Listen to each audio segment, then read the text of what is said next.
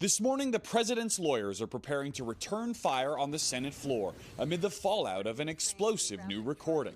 In a 2018 audio file obtained by ABC News, President Trump appears to be talking to Rudy Giuliani associate Lev Parnas and others about removing U.S. Ambassador to Ukraine Marie Yovanovitch.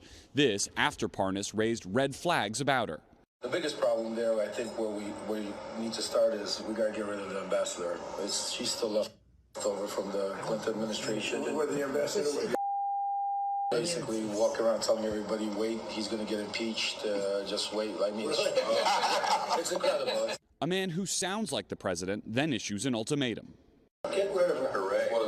Get her out tomorrow. I don't care. Get her out tomorrow. Take her out. Okay?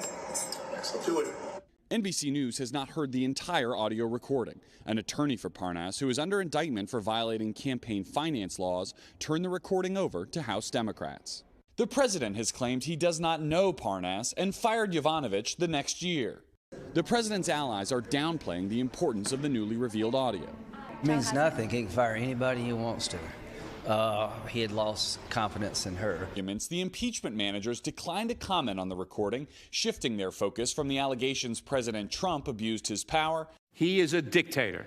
And zeroing in on the second article of impeachment, that he covered up that abuse by obstructing Congress.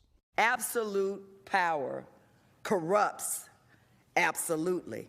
The managers arguing into the night that the president's blanket refusal to hand over documents and efforts to block witnesses from testifying constitute an impeachable offense on their own.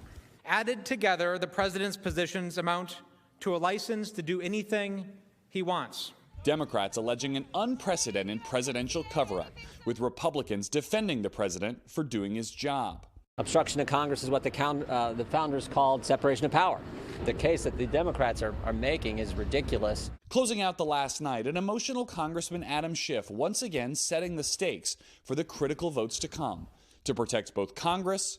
If the Congress cannot, because the president prevents it, investigate the president's own wrongdoing, there will be no more impeachment power. It will be gone. It will be gone. And the country. Give America a fair trial. She's worth it.